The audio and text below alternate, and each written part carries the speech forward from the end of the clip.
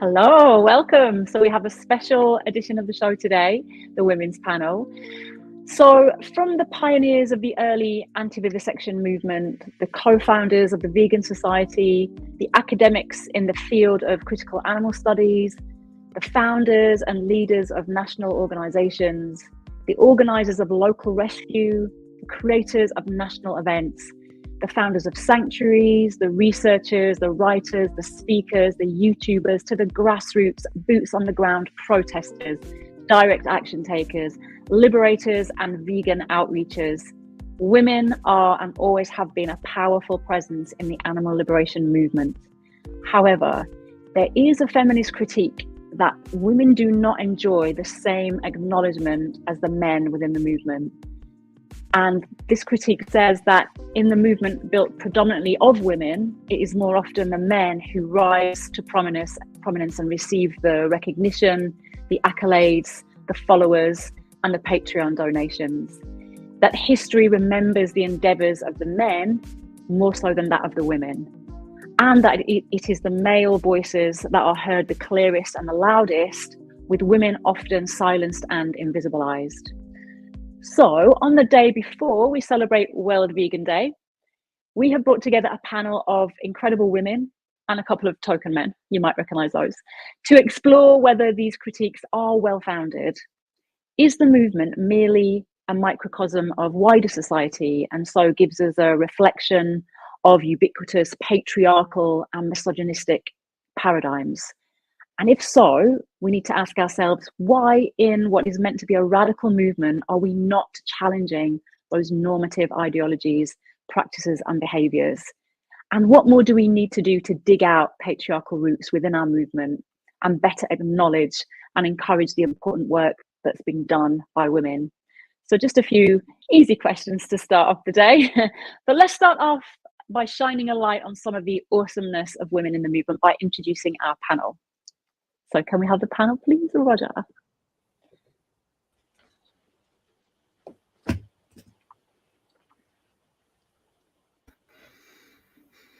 Ooh, and finally...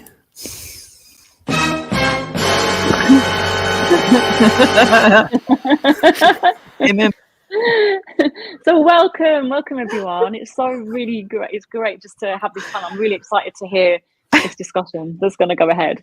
I can't wait. But I just would like to ask the panelists to introduce themselves, just with just a brief bio of maybe your entry into the movement or your campaigning, your activism, anything you'd like to tell us about yourself. Starting, I'm just going to go alphabetically with the first name. I'm going to start with you, Louise. Hiya, everybody on the panel. I started my activism. I came through Animal Aid, a youth group, back in October 1988. And basically we all met at a pub, and there was a first meeting, two guys there that were promoting veganism and animal rights and the reason why we should be protecting animals. And it was actually a really good meeting, very positive, lots of people from where I lived in the town, all very energized. And then from that meeting we then started to do stalls, and we'd go up to Birmingham as well as like Kidderminster here, but we'd actually go up to Birmingham as well, and we cover both the town here and also Birmingham. So that there was a popular kind of group there, and that used to be 300-400 strong on meetings, and there'd be monthly meetings as well. Activism from leaflets. Oh, more briefly. Okay.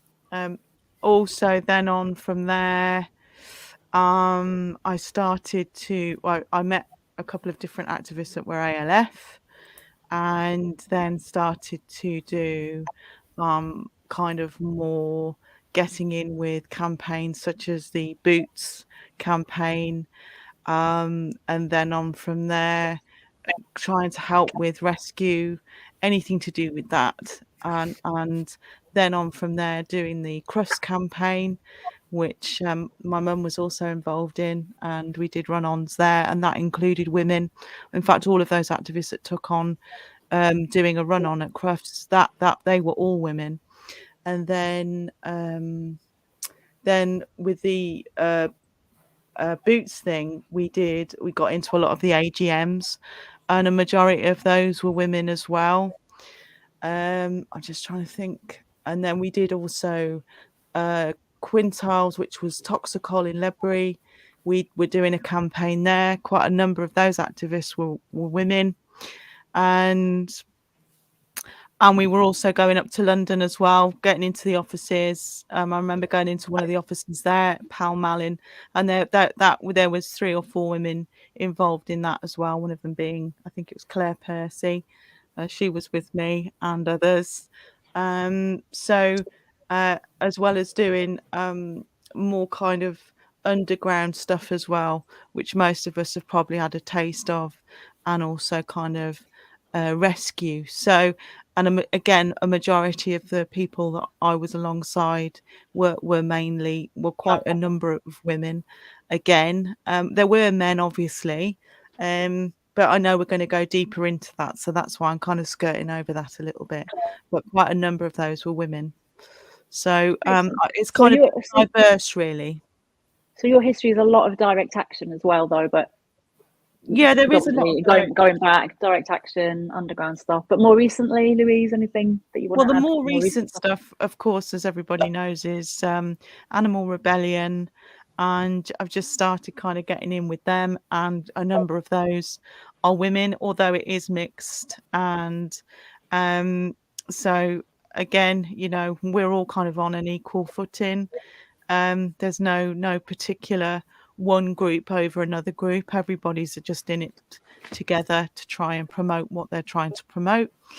And then the MBR action as well, but that was just myself. But there was a number of women that crossed the road to join me. A couple of men too, but majority were women that wanted to take part, and if not necessarily gluing, but they wanted to stand with their boards in solidarity.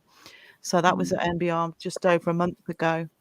And for anyone who doesn't know, that Louise glued herself to the gates of MBR Acres, which is a facility breeding beagle dogs for use in research, toxicology research and things. So that's Louise's one of most recent actions that you've been taking part in. Yeah. I mean, you know, kind of skirting over it, but majority, as I said, that we've kind of been involved with have been women that have kind of they're kind of the backbone, really, in some aspects, I'd say. Probably thanks, Louise. No, that's okay. We can talk about more about I know done later. But so moving on to Lynn. Lynn, can you give us a little history of yourself or anything you want to share? And also just to let anyone know, Lynn's got a little bit of a delay on between her sound and picture, so we just got to bear with that. Lynn, can you hear me? Well, I don't know if Lynn's frozen. Yeah, it looks like we have a freezing problem here. We thought we had one earlier, but we didn't. But now we do. So perhaps perhaps we should move on, and then hopefully I'll keep my eye on Lynn and see if she comes back. We'll bring Lynn back in. So Nella, can we move to you then? Oh yes. Hello everyone. Actually, I mean, know of this panel. I'm a newbie. I'm an animal advocate from Greece. I'm vegan, I'm a feminist, and I'm a member of the Animal Rights Show, Vegan 22 Greece, and recently, like 4 or 5 years ago, I started doing several kinds of activism related to the other animals, like protests, sit-ins, vegan education, campaigns, whatever was going on in my area at the time. I don't have a favorite kind of activism. I feel that all are useful and I enjoy all. Excellent. Lynn's disappeared now. And so you're a member of the Animal Rights Show team, which I've known you for a few years now, Nella. So, and also, I mean, a review on everything you do as well. So I just wanted to put that back to you, because I know you think that because you haven't been in the movement as long as like some other people, that but the stuff you do and the work you do is really inspiring. So great to have you on board. And Pamela, can we move to you, please? Yeah, hi everyone. So kind of, I would say I'm kind of quite a recent vegan activist. Maybe about 8 or 9 years ago, I first went vegan. But prior to that, I'd done loads and loads of other sort of like, you know, human rights and environmental, all sorts of stuff. Practically, well, you know, I read Silent Spring by Rachel Carson when I was 13. And I kind of think that just sort of, you know, made me an activist, really. So yeah, I'd done all that sort of stuff. So then when I went vegan in Malaysia, and it seemed quite natural to me after the first year to start my own group there, which I did with local people. It was called Life Love Vegan. And yeah, we did the usual sort of like outreachy talks and films, went to farmers markets and all that sort of like one-to-one sort of like advocacy. And then I came back to the UK. And what did I do then? Yeah, I joined XR. I think it was 2018. Because one of the activism things I'd done was a lot of climate change stuff for a few decades. So it was like great that XR was being really sort of like strong in the city where I was. It was a great way to sort of like meet new people. And obviously you think, well, you know, they're into climate change. So hey ho, they're going to be really into the vegan good news, which they weren't really. So yeah, I would say XR was kind of like at that time it was like mainly dominated by young white blokes. They were quite a friendly bunch, and they didn't, you know, it was very middle class and, you know, not very vegan friendly. So I left XR and I started my own group, Animal Justice Emergency. That was I think it was 2018. I'm hoping to be able to sort of do a lot more radical stuff about system change, because my whole ethos is really about system change rather than, you know, talking to people one-to-one, because I just think, you know, that's just too slow. I'm with Jake Conroy on that. It's just too slow. So I started Animal Justice Emergency, and then shortly after that we got COVID. So then I was working on the Animal Justice Emergency YouTube channel for quite a long time, uploading loads and loads of content. And then I decided I needed to get more out of the vegan world and into sort of like finding out what was going on in my city in terms of other kinds of activism in order to build relationships. And then after that, I got sick of being the only vegan in the room. It was so frustrating again that, unbelievably, for some of you who may know me quite well, is I kind of saw what Animal Rebellion were up to. I was giving a talk, asked to do a speech for something called the Plant-Based Treaty, and the Animal Rebellion people were there. And I sort of like, you know, hooked up with them, and I thought, oh, they're doing stuff, you know, they're definitely doing stuff, and this is great. So maybe I can help out a bit with sort of like mainly press and sort of like media stuff. So yeah, that's what I've done. I'm sort of like doing stuff with Animal Rebellion, which I have to say, it's kind of quite weird that the meetings that used to be sort of like very much dominated by women have suddenly, the women have all got like massive sort of like work commitments, and over the last 2 or 3 weeks it's practically sort of like, you know, 2 women and everybody else is blokes, which is kind of quite interesting. I also think with the whole Animal Rebellion thing, because of the type of direct action that they take, it does rather call on, you know, somewhat, not exactly macho, but it does have that sort of vibe to it. And particularly if you're like a carer, which I think is a key part of this conversation. If one is a carer, whether of, you know, people or other animals, which I am, it really can somewhat mitigate against one taking those kind of like really direct action, I feel. So I think that's part of the mystery of where all the women. But I really, you know, I just wanted to acknowledge, you know, like Louise, I mean, you know, we've spoken before at length at all your activism, and, you know, you've done so much direct action, and Lynn as well, I know. And, you know, it's amazing the stuff that you guys have done. It's just amazing. So yeah, that's me really. Here. No, thanks for that, Pamela. It's really interesting to start getting your insights on some of the stuff you're involved in and the balance and the ratio of men to women. So we can maybe get into that a little bit more after. Lynn, are you back with us. I think you're moving, which is great. Can you hear me? If you can hear me, Lynn, it's over to you for your just a brief intro. I'm not sure if Lynn can hear me yet. And Lynn is muted as well. Lynn, if you can hear me, you're muted if you're trying to speak. Yeah, I think Lynn has frozen again, Wendy. So shame. Yeah. I keep seeing. Yeah. keep Lynn, seeing if you her can move, hear us, could you unmute yourself and try and say something? Oh, it's such a shame if we don't get to hear from Lynn. Lynn's an incredible activist as well. Yeah, she was saying before that because she's using something called a dongle, which is a plug-in thing, isn't it? Like USB thing. But apparently, if it's cloudy, so it must be a satellite thing, is it? Yeah, I think so. Yeah, I think so. It's like a little booster, isn't it? To if you haven't got Wi-Fi, sort of thing. Oh, okay. So yeah, we'll come back to Lynn if Lynn comes on, and then just in case anyone's curious about me, as I'm hosting, but I'm also a woman on the panel. My history is I got into the movement. Wendy, tell us about yeah? yourself. Oh, thanks, Roger. Thanks so much for asking. I got into the movement as a teenager. I came across a stall in Sheffield run by Uncaged Campaigns. It was anti-vivisection against animal research, and I just started to get involved with Uncaged for quite a number of years, doing a lot of campaigning. So I used to do a lot of stall holding for them and raising awareness. We used to do a lot of protests, demonstrations, marches, die-ins outside the Home Office. Lots of I don't know if people do this anymore, but we used to write lots of letters, lots of emails, lots of campaigns towards local MPs and messages and emails to MPs and things like that, and Home Office letters. I've got a box upstairs with just full of letters and replies from like the Home Office and stuff like that, that kind of thing. So then as well as anti-vivisection, I've done a lot of other protests like anti-fur protests and a lot of stuff down at Porton Down, obviously another facility. So I've done a lot of that kind of thing, protests. I've also done vegan outreaching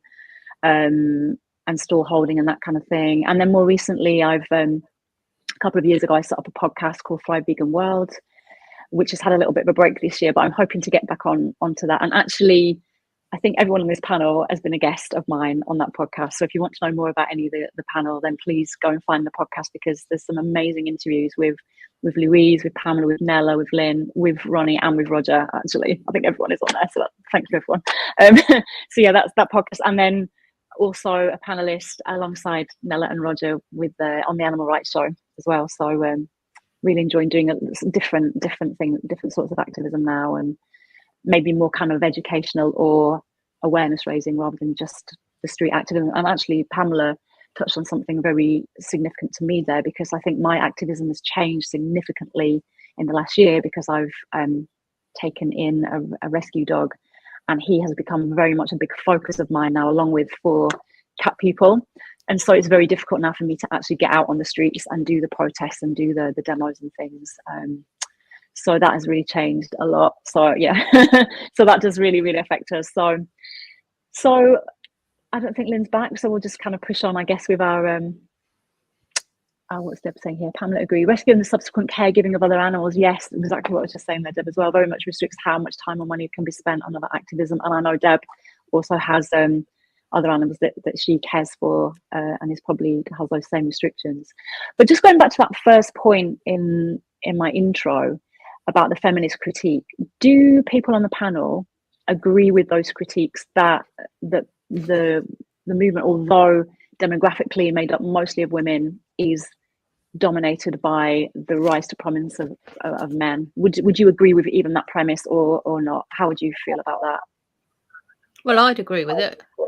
I just think it's inevitable, really. We live in a patriarchy, don't we? So whilst there's been a sort of like a slight amount of progress, it's more reformist rather than sort of like completely system changing.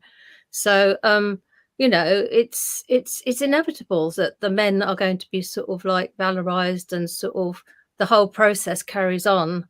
And perhaps can't say more so because the movement is mainly female. I don't know if it makes a difference.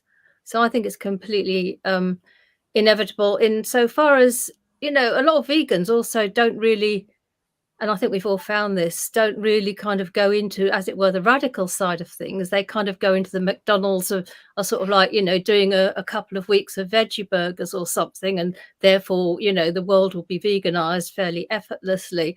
So, and a lot of vegans also don't like any sort of like radical critique, whether it's on the or any sort of critique actually, whether it's sort of, you know, well, all the exclusions of people. So I think it would be absolutely wonderful if the real radicalness of veganism was espoused by every single vegan. But I would say it's a minority, as we've discussed sometimes before. It's a minority activity. It's kind of gobsmacking, but that's the way it seems to be to me.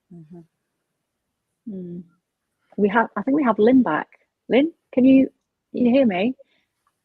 And if you are there, just say hello so I can know you can hear me.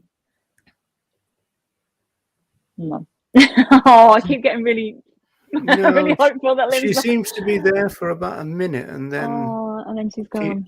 keeps fading. So we did a test with Lynn yesterday, Ronnie and I, and her signal was really good, but presumably no clouds then. So does anyone else have a point of view on that question, Nella? I completely agree with Pamela, and I remember that 8-9 years ago when I went vegan, I started researching veganism in the internet, and the only thing that came back was like white men telling people what to do and how to do it. So for a while, my impression about veganism was that this is a thing dominated by white men and fairly young men.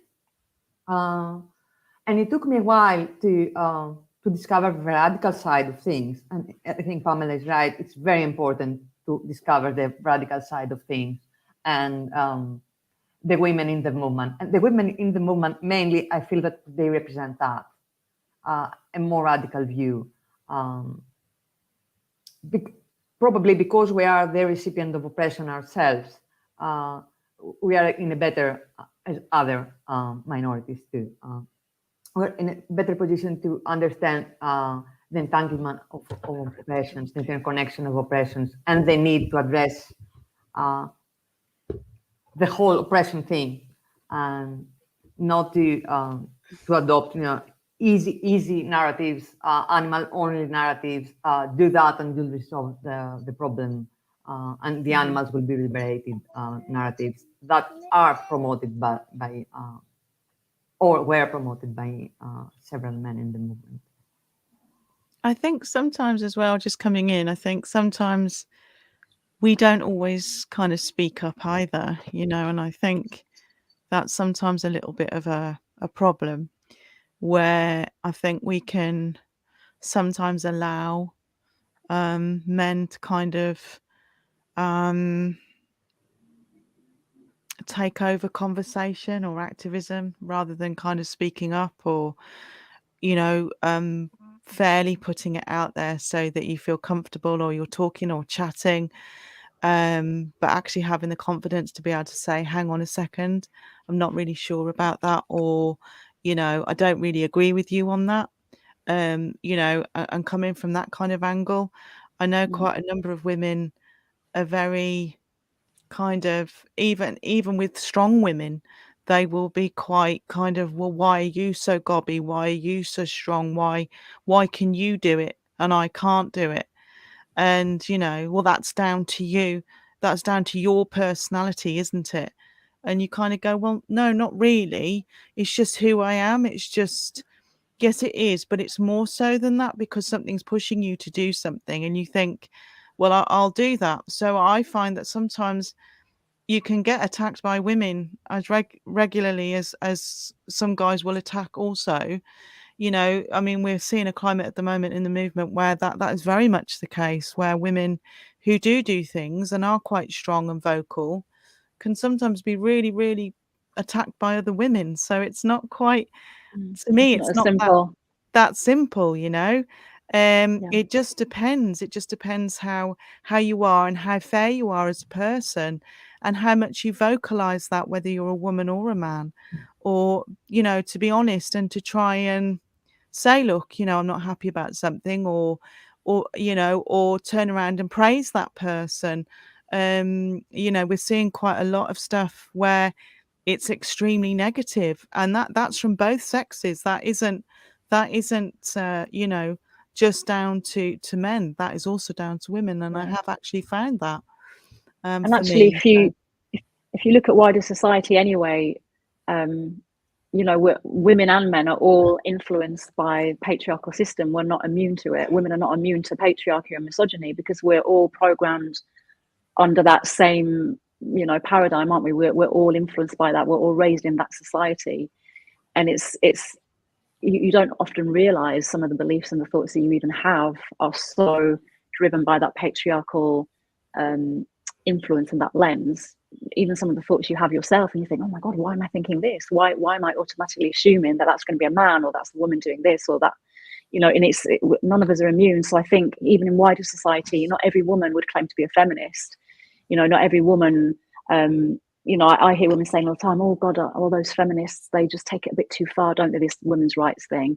And I'm just like, God, snapped when I hear this, and I'm like, are you joking? Like, that we are not taking this far enough. Like, this is, but you do hear that from women generally in, you know, in the wider society. So I guess in the movement is going to be a reflection of wider society, isn't it? Like a microcosm, like a mirroring, as Carol Adams says, mirroring the wider world. So if that's the case, and again, I guess there's you know, maybe that sense that sometimes it's like, oh, women are going to be quieter, or this, because we might get into like essentialism there, like, oh, women are naturally more carers or more quiet or whatever, which is not necessarily true. But I guess it's just how the world has shaped us. Do we feel empowered enough to be able to raise our voice in that situation and that kind of thing? Do we feel safe? That's another thing, isn't it? And I wish Lynn can come back on, because Lynn can speak to this really well as well. Do women feel safe enough in the movement to express themselves, to have a voice, to speak over the man, that, you know, that kind of thing? What does anyone say about that? What's the view on you know, how men and women conduct each other within the movement in terms of safety? Has anyone had experiences of not feeling safe? Well, I feel very confident about speaking out, and really safety is never a concern. So I would be one of the sort of like confident gobby women. What I've noticed is that when you speak out confidently, you know, people will sort of like listen, you know, both blokes and women. Then there comes a point where actually you get this sense that you're not really welcome, which can be quite sort of subtle. I would say perhaps from both genders. I've noticed it mainly from men. And obviously, you know, again, insofar as everybody has, you know, almost everybody that we're dealing with in these societies, in our societies, is not radicalized in any way, shape or form. Everybody has a vested interest in maintaining the status quo. Okay, so people that are radicalized in any way, shape or form, for example, in XR, I was speaking out about the embedded racism, the embedded ageism. It was mainly those two, actually. And people would sort of like listen, you get the listening and the nodding thing. But you know, they don't really want to do anything. And it's not sort of like dissing sort of like XR. This is a kind of the way that society is, isn't it? It's just reality. So I think it's not surprising that it's happening everywhere. You know, it's just not surprising. I think it's annoying and upsetting. But again, people don't want to put in, I mean, when I sort of like radicalized myself, and that took a period of time, it wasn't exactly conscious, but I was just trying to sort of like find out about how things were working.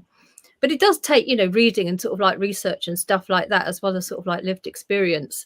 So I think a lot of people are just really not up for that sort of like escapade. You know, they don't want to be sort of like, you know, they'd rather be doing something more, you know, perhaps family, perhaps fun, perhaps sort of like entertaining. Perhaps they don't have the energy in these times of austerity to sort of like, you know, inform themselves. Although I think, you know, there were times sort of back in the day, you know, when people like my parents would go to like the Workers' Education Association, and there was a different sort of like zeitgeist going on then, when the sort of like, as it were, the working class would have this notion of bettering themselves by education, which I think has completely gone by the by. There's a very different zeitgeist going on now.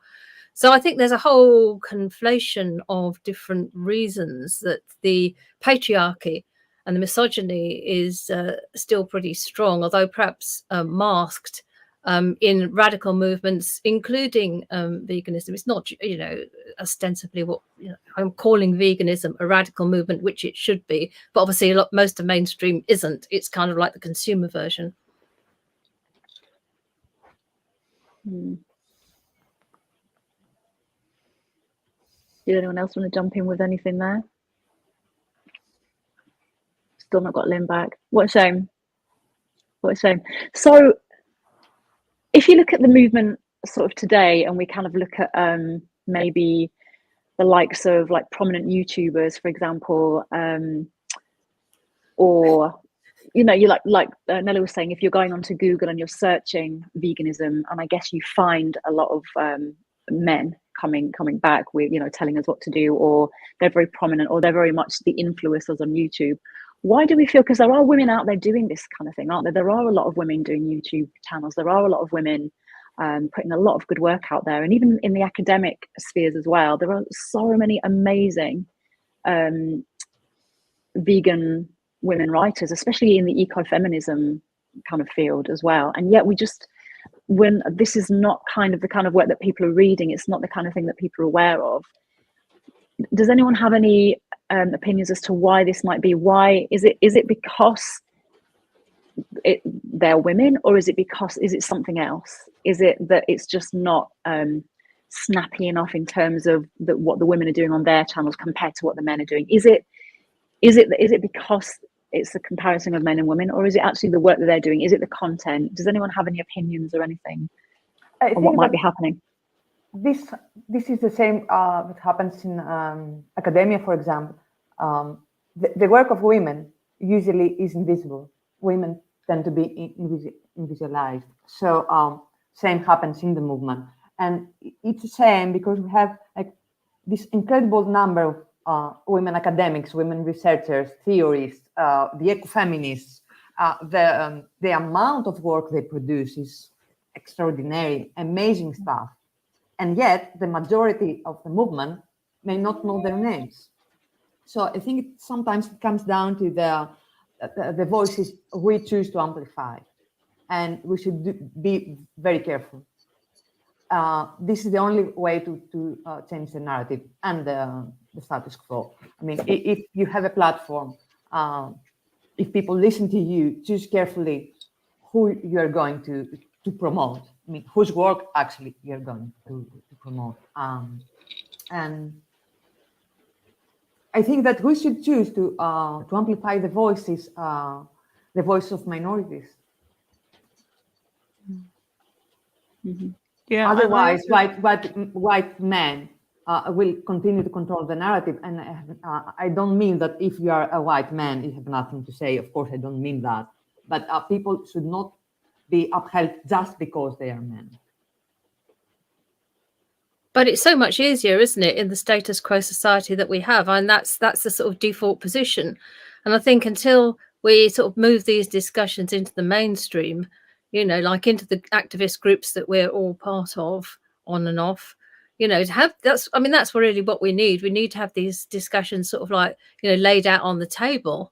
I'm just thinking, that I've got a meeting on Wednesday night with my local animal rebellion group, and I'm just wondering, should I be feeding this sort of content into them? And I'm sort of thinking I probably should do, really, to sort of basically once you've kind of made the elephant in the room visible, people have the opportunity of really dealing with it, or sort of like ignoring it, but it's still there.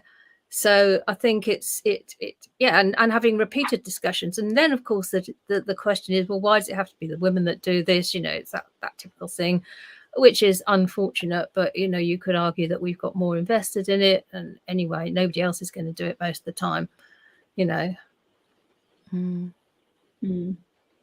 And so looking back more on more historical times in the movement, and looking even going back to a lot of what we're talking about with Louise and with Lynn, direct action, hunt sabbing, ALF, all this kind of stuff.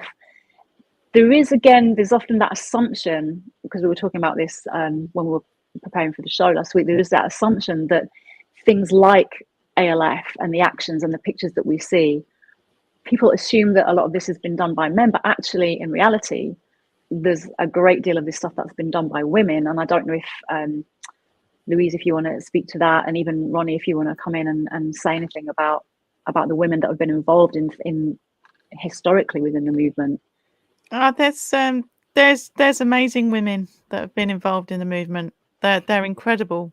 There's quite a number of women I know that are just, they're still doing stuff today, and they've been around before even I was in the movement, and they passed on their education to younger women. When I first came into the movement, I thought the ALF was by men. I didn't know there were women involved in it. I was only 15 and a half, 16, so I didn't really have an interest in kind of who was male, who was female, who was doing what. I just wanted to try and help animals. So, but when I started seeing things on the news, like from the Central Animal Liberation League, and a number of those were women, I started thinking, well, there obviously are women in the ALF, because they're in, you know, the Central Animal Liberation League and other groups. So for me, I just thought, well, there's obviously going to be a mix. But when I first saw the ALF, yeah, I thought immediately it's male led, and it won't be female led, but it'll be male led. But you're talking nearly 30 years ago, so attitudes have kind of changed as well as. But I know many women that were in the ALF, and as I said, their activism continues to this day. But they were very much very hard working within the ALF, and very, very what's the word? You know, they were very, very much, they believed in it, and they believed in it in a very strong way. But also, the men were also very strong within it, and there was a sense of unity as well. So I'm not gonna say that wasn't a mix. There was a mix, and there was quite a good balance as well. You know, I mean, I wasn't totally embedded, like I know a couple of them that were, and they were just incredible, and they continue to be incredible to this day. One person that I see quite regularly, and I regard her very much as my sister, and we love each other very much, and I have very fond memories with her, and she kind of made me kind of who I am, as well as she believed in me as a young disabled activist at that time, and I was very shy of that as a young woman. You know, I was not confident in that, and I'd had the piss taken out of me in normal society, so I tend to shy away. But in this movement, I never found that. I found total inclusivity, and the women that were there to kind of help me along the way, and say, hey, you know, don't you start that nonsense. There's a part for you to play in this, and so I did.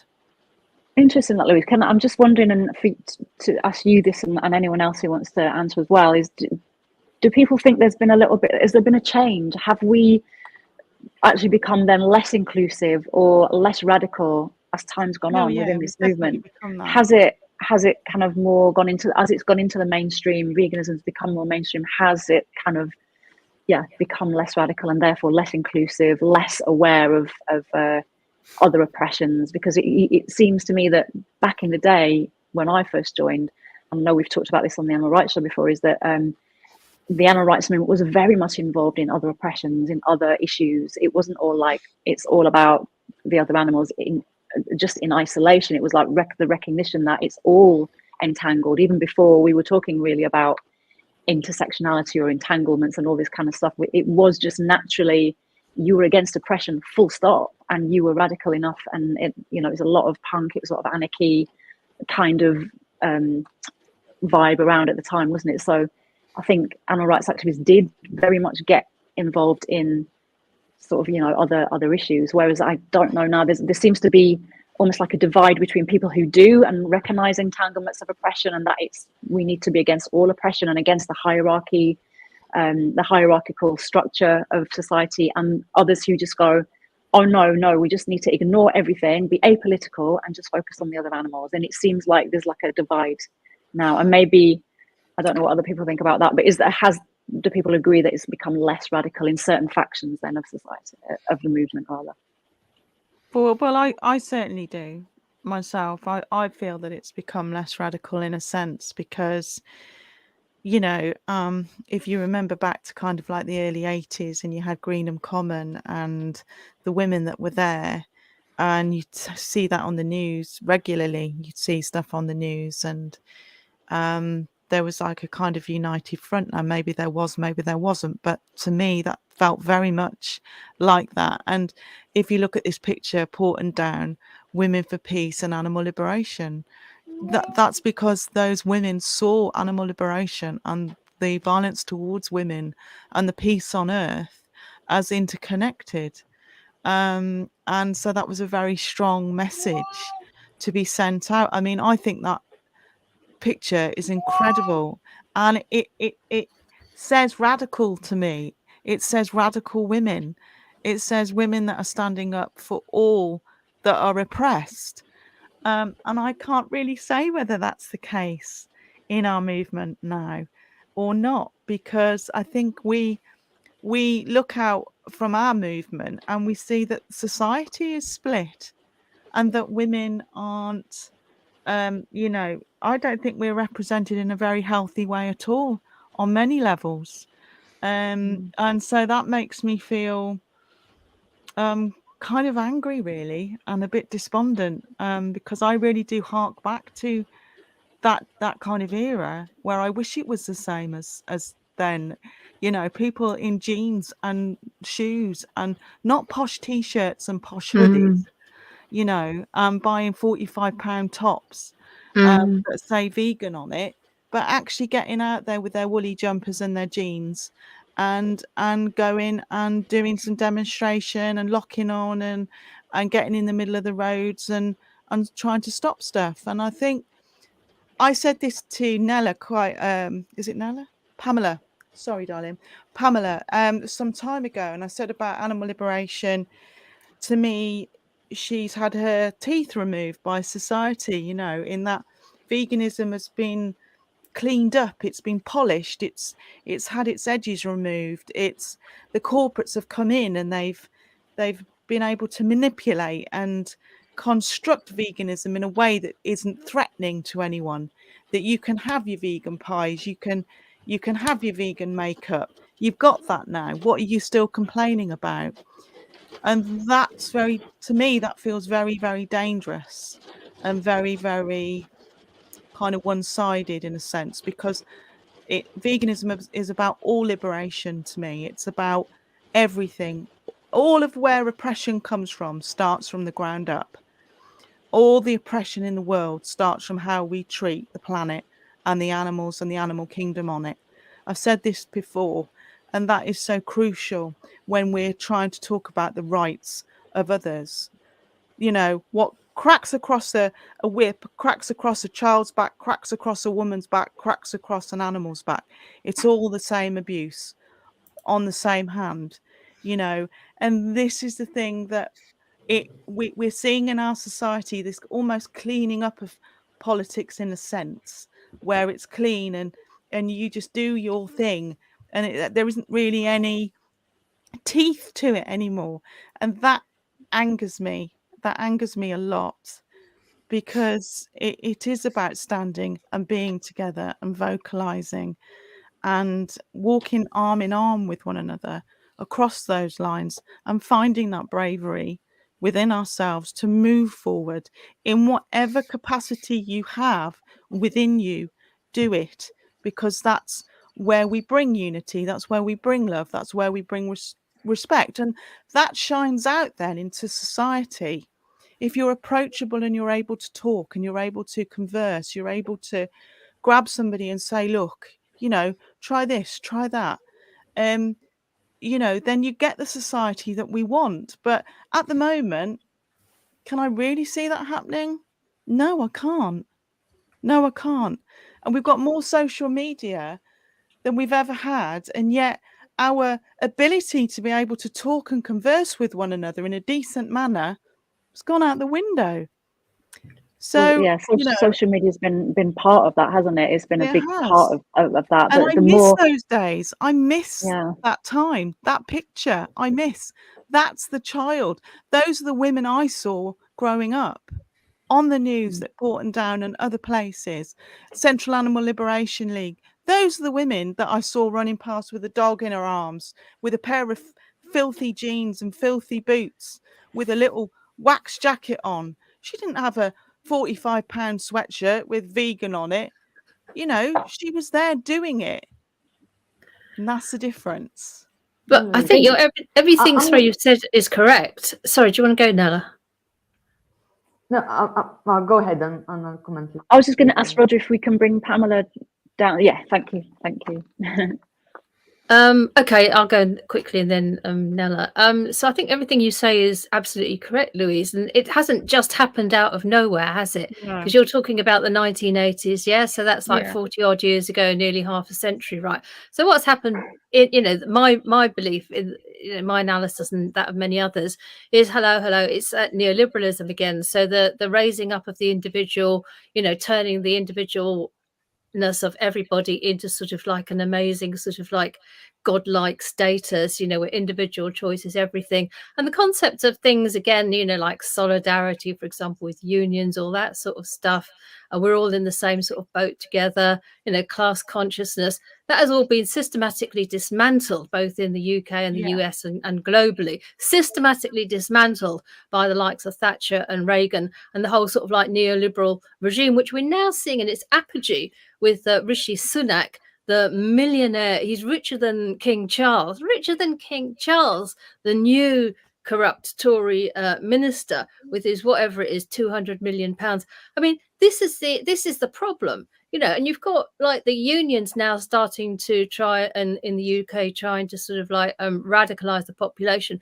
where their system of organization has been systematically destroyed by the elites, by the ruling classes. So I think it's all part of that sort of like wider societal pattern. And again, that's why I see my mission within the sort of like animal rights vegan world is to sort of like to continue to build bridges with other groups working with other kinds of oppression, whether it's climate change, whatever I can sort of like basically get into. And really, I mean, it's all about re-radicalizing.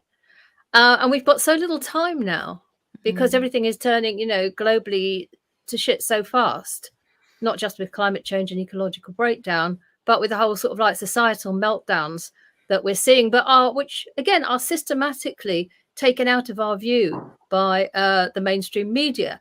I mean, I was at an event last Friday, and there were activists, human rights activists from Sudan by Zoom, and an Egyptian activist who was in exile in Berlin, talking about the COP and the regimes that were in place in their own home countries and the geopolitical significance of all of that. And do you see that sort of stuff on the mainstream media? It was absolutely riveting. But no, you don't see that sort of thing on mainstream media, No. So, I mean, it's a sort of like a massive sort of push to re-radicalize everyone. So, yeah. Could I just jump in and give you an update? Unfortunately, I've been trying to work behind the scenes to get Lynn back, and it's not happening because there's now a storm going on where she is, and that's the worst situation. There is a couple of things in the chat that I think might be interesting to develop. But before that, let me just perhaps just to develop what Louisa was said. We've got a couple of pictures of the ALF which feature women, and again, a lot of the feminist critique is that when you see the picture of the ALF, we assume it's a man, So it's an interesting thing. But so this is the one that you provided, Louise, yeah? Yes, it is actually me in the picture. Oh, is it? Oh, right, okay. Yeah. Full disclosure here, folks. Yeah. You didn't Yeah. hear that. You didn't hear that. No, but it's a long time ago, and the beagles that were liberated from the Royal London Free, they're long gone. It's not something I would normally bring up, but I was 19 in that picture. I've never really spoken about that picture. I've seen it on plenty of things and thought, gosh, wow, I remember when that was taken. And again, that there's obviously another woman in the picture as well. So the British response, gosh, wow. I know, honestly. Yeah, but that was 30. That was back in 1991, I think. That when that picture was taken. This one is from the 80s. Now, this is one of the most iconic ALF pictures. And again, this is a woman activist. Yeah. And this was the time when liberations were full on going, which were very popular in the mass media, but also very popular in the movements media. And again, I know for a fact that a lot of people assumed that this was a man, but not the case. People do assume it, but you know, as I said, many women have you know have taken that role, and they've run with it, and you know, they're extreme. You know, many of them are very strong, and they believed in what they were doing, and they still do to this day. So, you know, and I can't say I was deeply embedded in the ALF, you know, so those pictures there are actually set up pictures for after the raids that were done. So those were done so that the SG and people like that could use them, because obviously you're taking pictures of dogs when they've just been liberated. Many of them are in quite a state of distress and are not calm.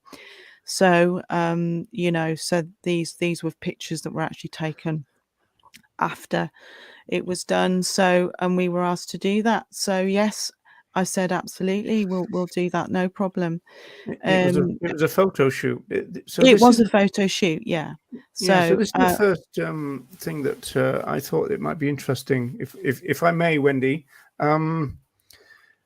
You may, Roger. Go ahead. You know, this is often said, isn't it? You know, that the fact is that, you know, women just react to things rather differently, and I don't know whether we're going to get into essentialism and everything there.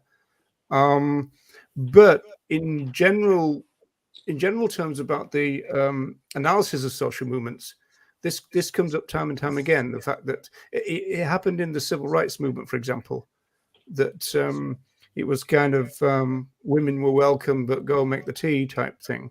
And so it was very much a backroom type thing. In terms of the vegan society, there was a lot of women involved, especially over the years, especially when we got into the 60s and 70s. But they tended to do things like cookery demonstrations and that kind of thing. And so, again, if we think about the pioneers of the vegan society, people tend to think about Donald Watson, don't they? But so, do you think there's any credence in this? Well, I think it's, again, I mean, I just think it's kind of, women don't require the spotlight as much as men do. I mean, I just feel that is such a loaded comment. And in one sense, it seems, you know, completely, almost blindingly, in one sense, obvious. And yet in another sense, it seems completely loaded with unconscious patriarchal conditioning. And I think this is kind of part of the nub of the problem. For example, in the current animal rebellion group that I'm in, the facilitator, not leader, but the facilitator is a young woman, and she's absolutely brilliant. She's absolutely brilliant.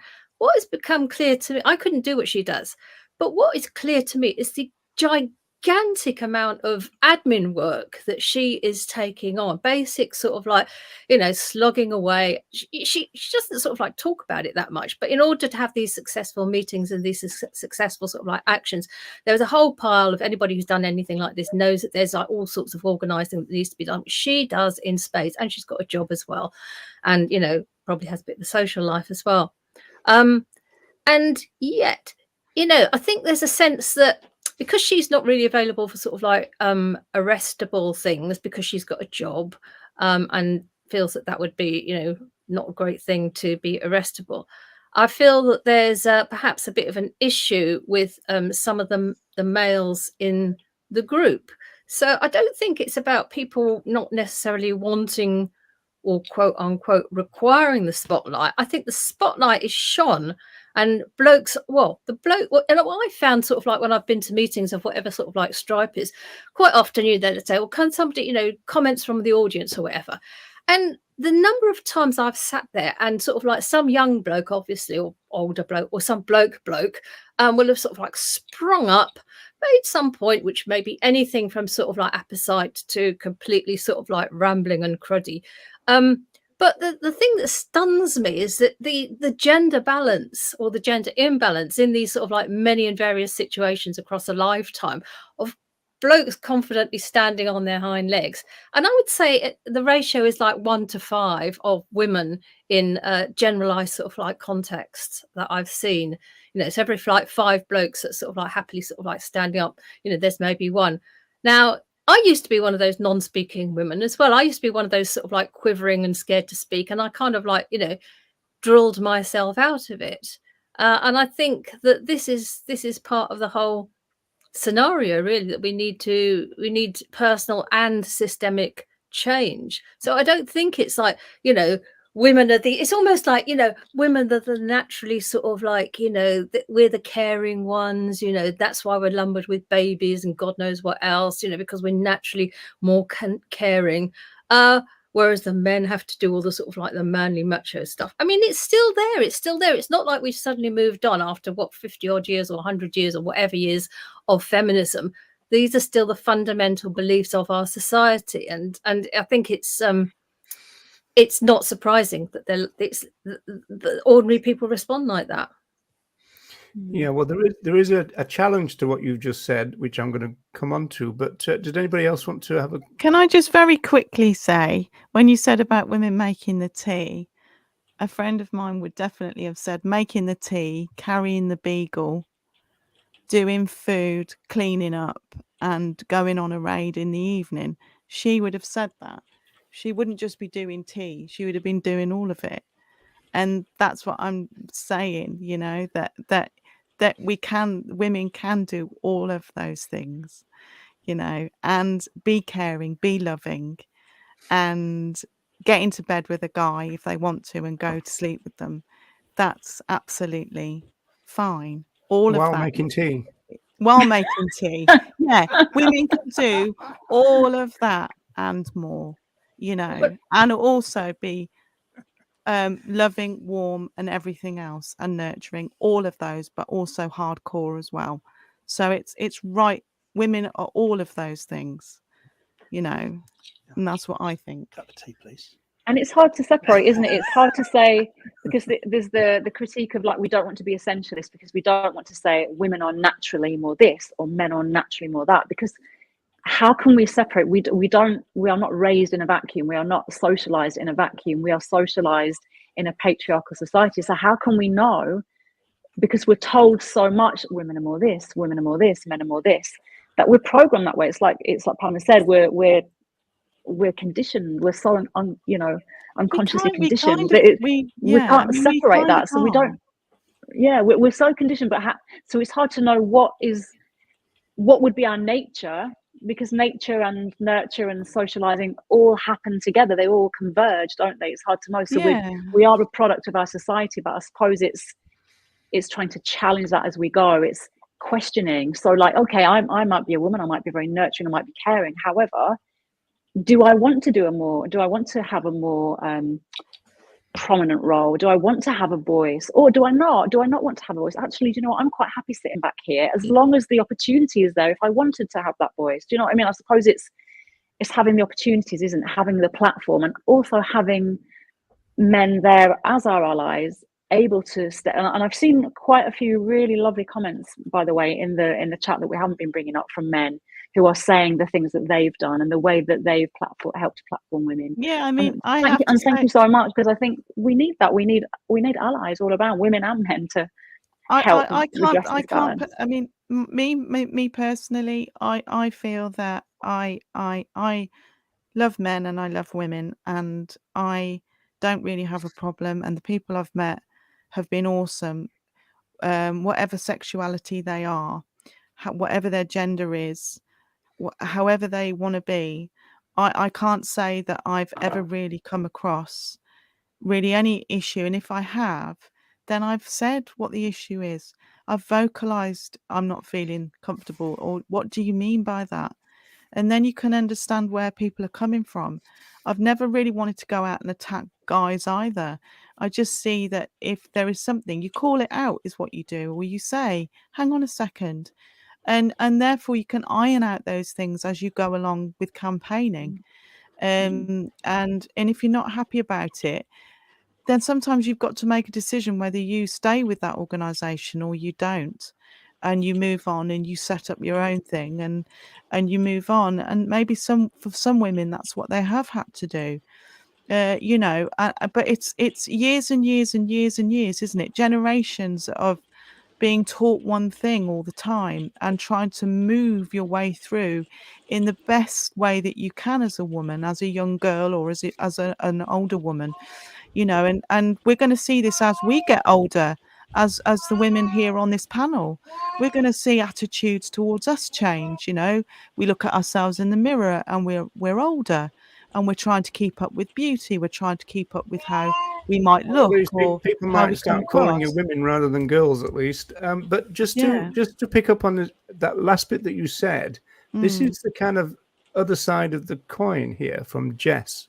So they went to a few DXC meetings in LA, stopped going because the leadership and the group vibe was very anti-male. Right. So do you think it can go, as it were, the other way as well? Yes. And so it's just a almost social movement management issue, divorced now from the structure of society. Well, I mean, so people can say that, can't they? But I mean, I think often what happens is that, you know, it's like when women speak up, and they've done sort of like studies about this. When women speak up, women are always sort of like seen as sort of like more gobby sort of like gender, aren't they?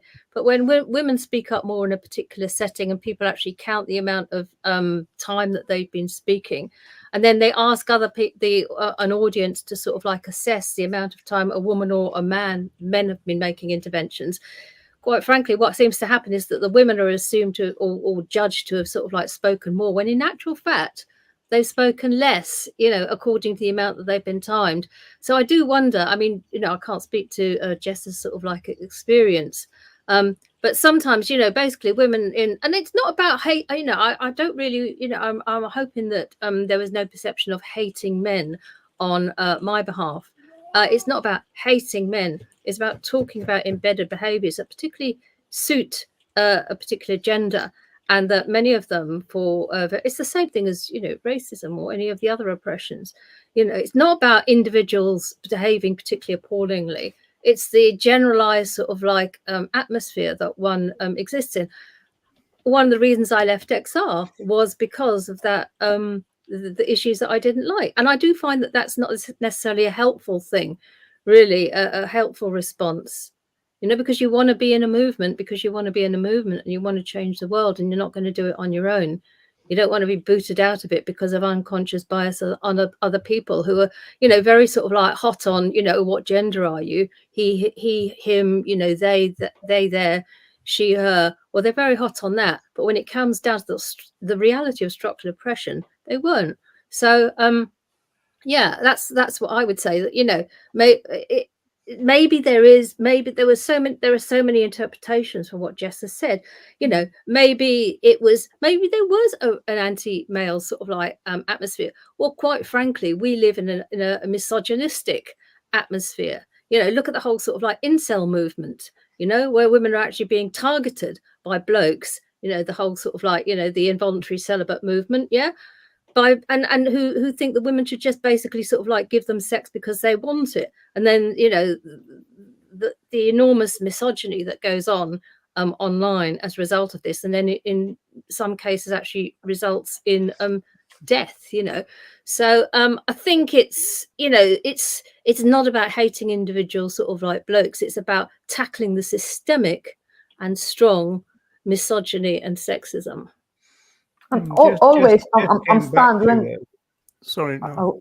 I'm stunned. I don't want to contradict anyone's experience, but I'm stunned when men experience the anti-male vibe, and this may be legitimate in some cases, but in some way they fail to think that we live with this anti-women vibe all our lives, like every day.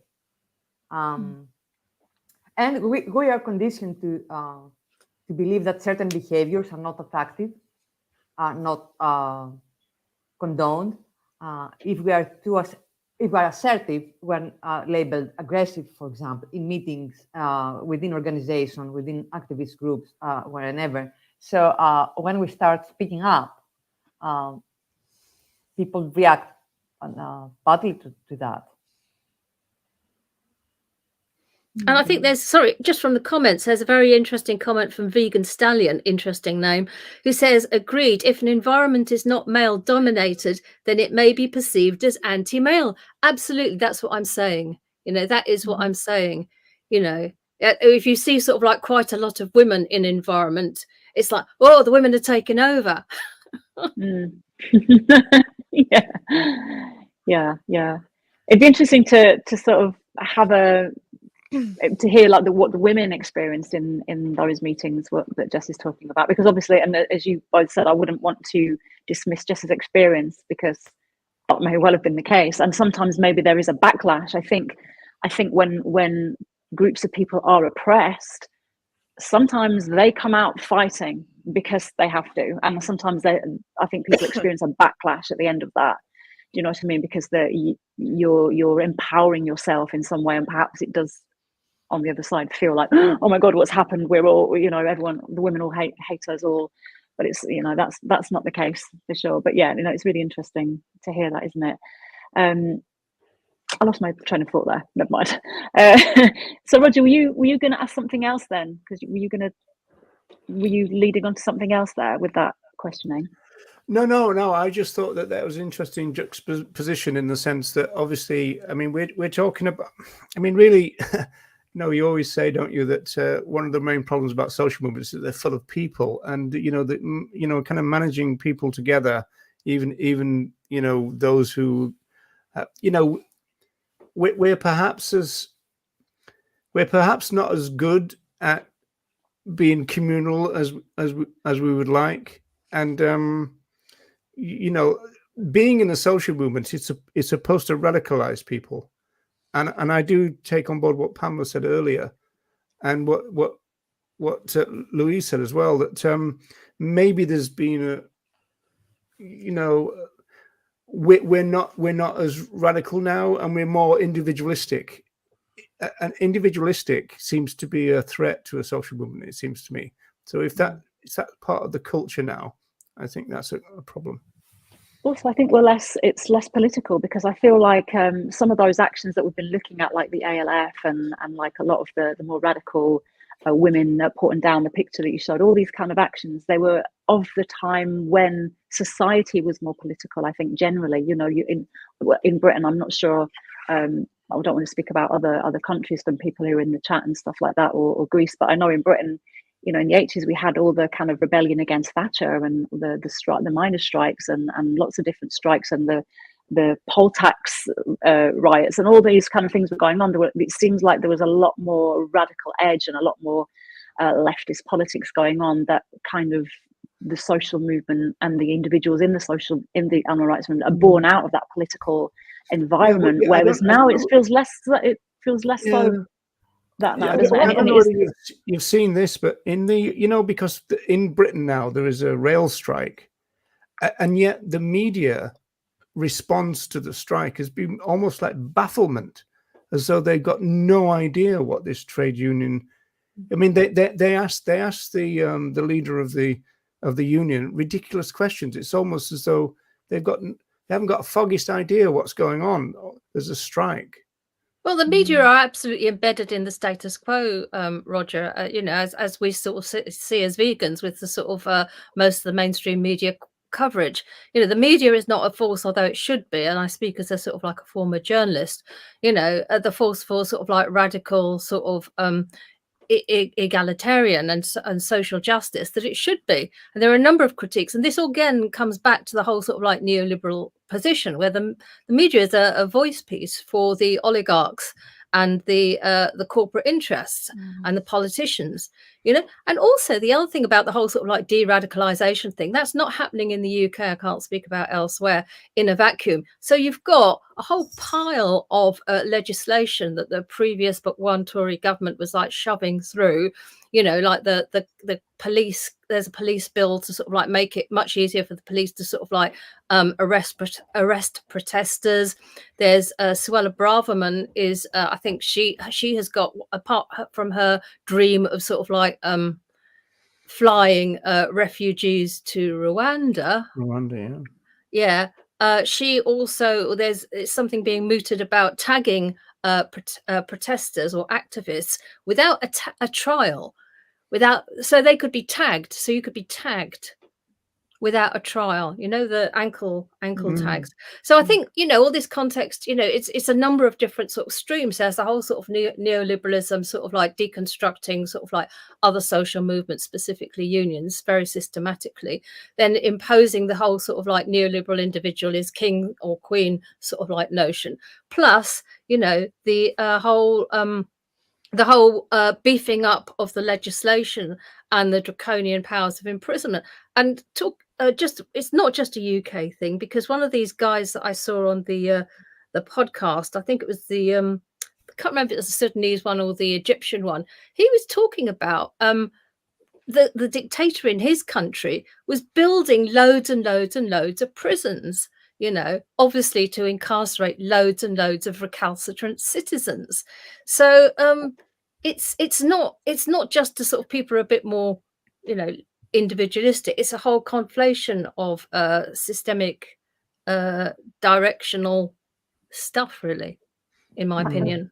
And what's very disappointing and saddening is that within the movement, there are many voices, at least when I joined the movement, there were many voices claiming that veganism should be apolitical, and we should welcome right-wing vegans, and we need everyone. And there was a lack of critical thinking. I don't know if you agree with me, but I feel that lately, maybe because people are so fed up with right-wing governments, at least here they are, have started to think a little differently. And I have this hope that maybe this movement and other movements will be radicalized again. The people understand that things do not happen in vacuum and cannot be corrected in vacuum. So what would you say about that? Well, what I would say about that is we've got We the Free, haven't we? We've got the Cube. The Cube has now disappeared from the streets of the UK, as far as I can see. And what we've got is it rises like a phoenix with We the Free, with similar sort of like for the animals sort of ideology and personnel who are left over from, I think, the Cube or something.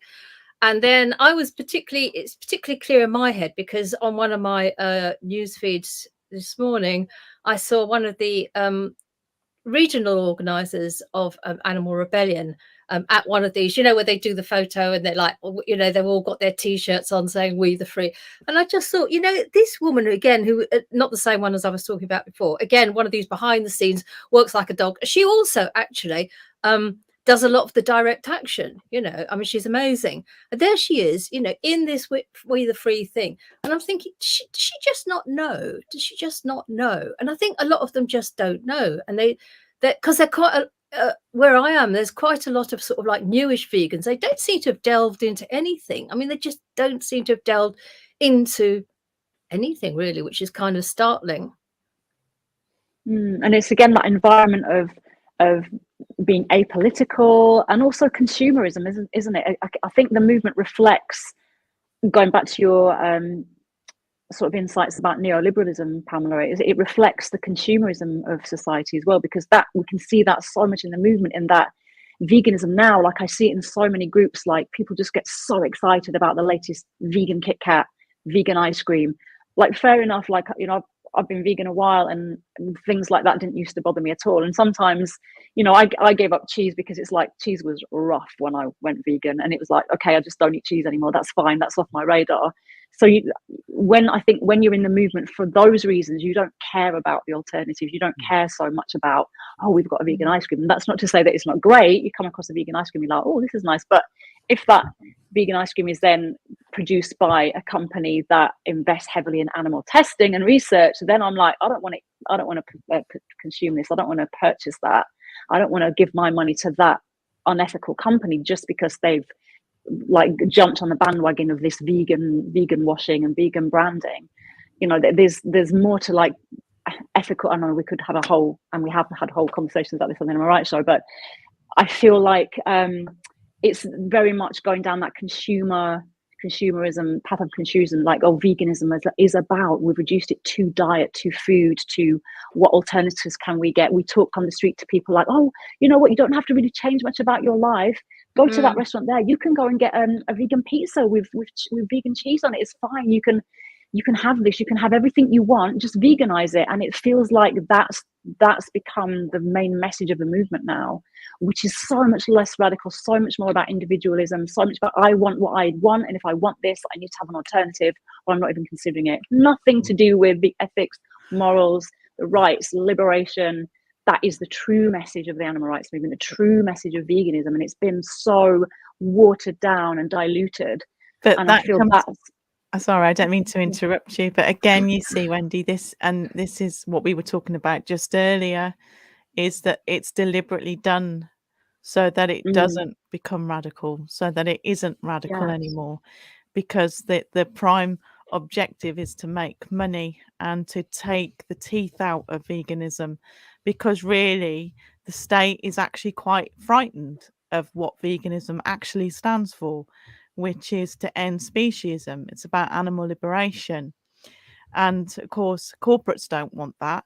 They don't want that at all, because that means that they've got to change. Well, they don't have to change. If you've got a pie with vegan mince in it, where does anyone have to change? Because they go, well, look, you've got your stuff.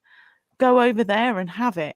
You know, they're not interested in the radicalization of anything. It's about money. It's about cheapening those values. It's about, you know, watering down everything we've ever stood for. You know, and so that's where you see it. That's where you see the terrifying merging of this kind of shitty, kind of dead brain, kind of society, kind of, you know, as long as you're wearing plastic nails and you've got long blonde hair, you're absolutely fine, love. And it's a little bit like that. And you kind of go, hang on a minute, but there's more to this. You know, there is a sisterhood. There is a whole way of being out here.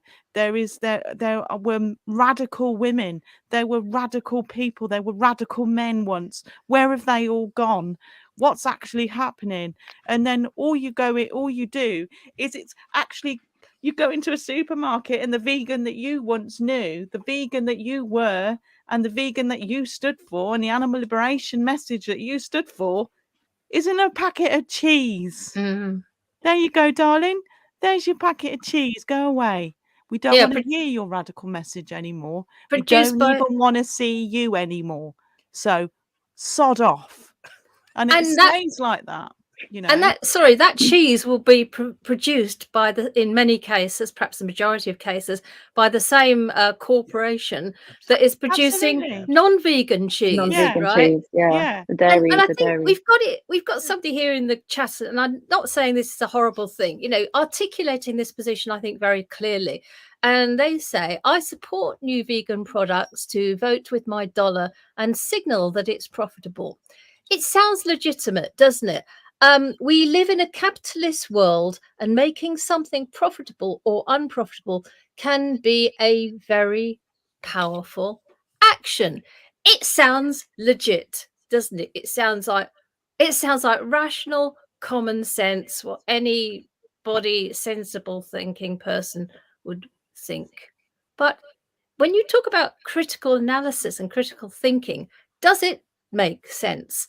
So I support new vegan products to vote with my dollar, right, and signal that it's profitable. So okay, so corporates want to make a profit.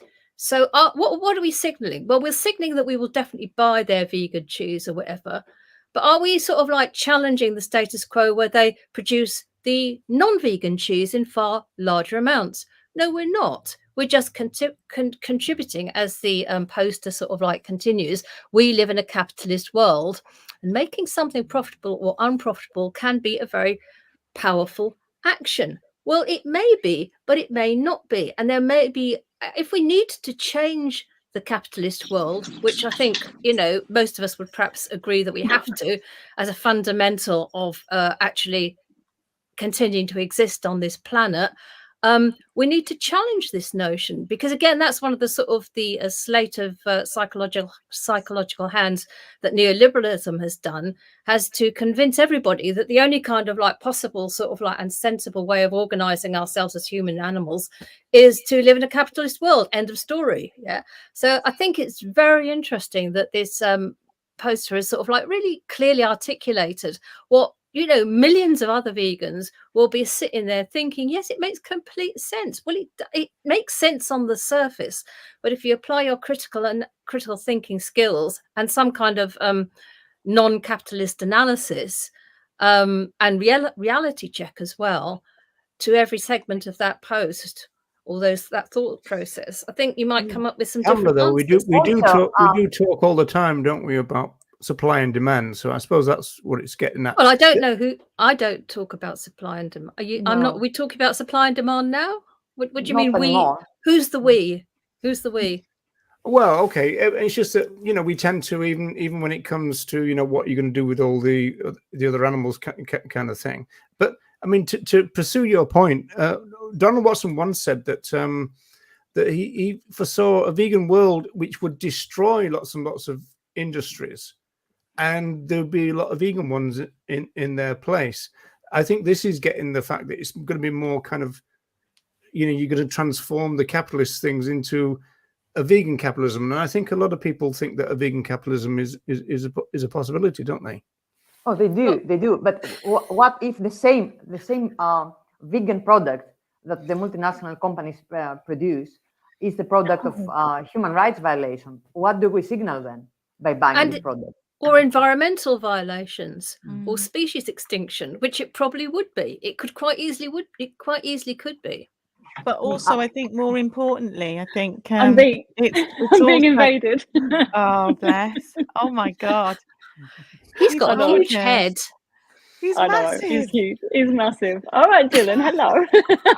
I think more importantly, in a sense as well, is that it actually fundamentally stops radical behavior in protesting. That's what it does. And it shuts you up. It isn't just about buying cheese in a supermarket. It actually stops those radical roots from growing.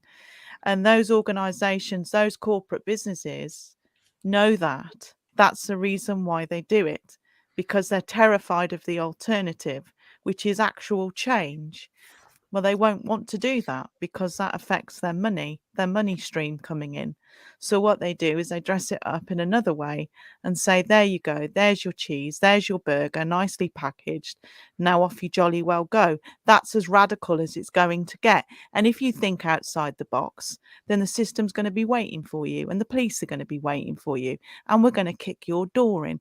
That's what we're going to do. But we've got your cheese over there, so you go off and toddle off and go and do that, and don't be a pain in the ass, okay? And that's what you're getting. You're getting this funny kind of threatening kind of undertone to it all, and that's because corporate business is involved in it, and the governments are up corporate businesses' arses. So that's what you've also got going on. So you've got a terrible kind of almost toxic layering over the top, that just buying that one product doesn't mean really anything. And what it actually does is stop those true radical kind of roots from growing, and for people spreading ideas, community-based level ideas, and radical change within demonstrations.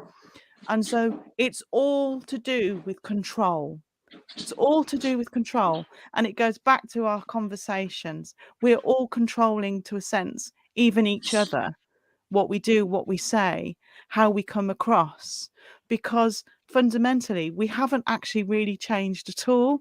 We've just kind of gone round and round and round in circles for generations.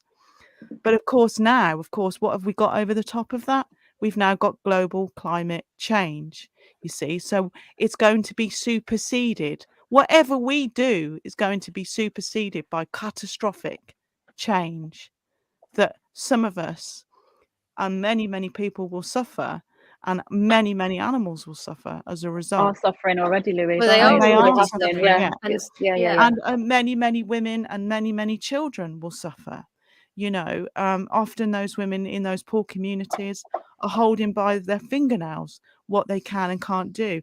If they're not regularly beaten up, if they're not regularly raped, if they can't get hold of birth control and all the rest of those things, it's the same toxic mess that is connected right from the kind of corporates all the way through.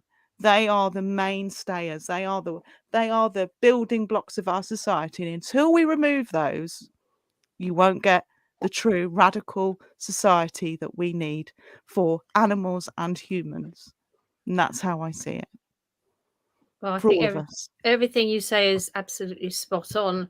And it reminds me of, I think it was the Aldous Huxley in Brave New World. And didn't he have that concept of they fed the people something called soma? Was that Aldous Huxley? I'm sure somebody else will know that. And so soma was a drug that made you think that everything was all right. And it's almost like the vegan cheese is the sort of like the soma of the neoliberal process, in terms of, as you say, sort of like de-radicalizing potential more radical vegans.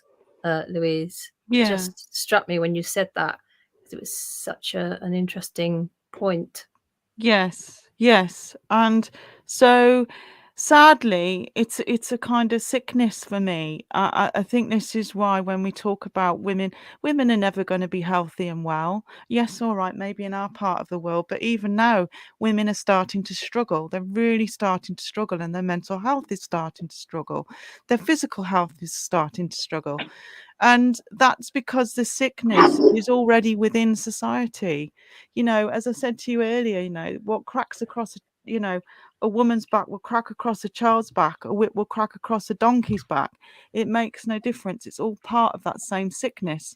But within it, you have corporate business that is upholding all of that and saying, as long as you do this, this, and this, everything will be okay. But we all know it won't be. We all know that it won't be. It's just a matter of time. And yet we're all kind of trapped in the system as well, aren't we? Yeah, because we are. We're all part of it, and it's trying to break out of that system. It feels nigh on impossible. But if you've got a home, if you've got a mortgage, if you've got a nice life, what do you do? I've even had the discussion, what should I do if my PIP comes to an end? Or how long would I get in prison if I go to prison? What will happen here? What will happen with the cats? What will happen with Ronnie? What will happen with my mum? How do we amalgamate all our money together if mine is missing? How do we manage that? We're all trapped in this ball-like structure that really, in our hearts, the activists that we really should be, we should be. But the construct that we're inside of is almost like a prison without It is a bars. prison. It is a we are prison. we are in prison. It is for both sure. a physical prison and it attempts to be a psychological prison. You know, Yeah. that conditioning that tells us that, you know, escape is impossible and that the only viable option is like a vegan capitalism. Hello? That's not what I'm, you know, striving for. That's not part of my agenda. Nowhere. And even if it was possible, it isn't possible. I mean, because the systems of oppression would be just vegan systems of oppression, and everything you say about women, you know, like poverty is completely gendered. You know, you go to sort of like I haven't been to a food bank, but I mean, if I'm sure, you know, because women are the poorest because we tend to earn the least amount of money, you know, and be ending up in a lot of cases being the carers of kids on their own. So, you know, poverty is completely gendered apart from anything else. So that is a key thing for women as well. So yeah, I mean that's yet another example of the way that the patriarchy sort of like permeates, as you say, every sort of aspect of our lives. And I think sorry, go on. I was just going to say, I feel very strongly about austerity and the way that it's been weaponized. Basically, it's class war. And, you know, this is the way I prefer to articulate it. And of course, I'm sure most people don't really think it is, but it is effectively class war. You know, it's a final sort of like frontier in cowing the sort of like, you know, the populace.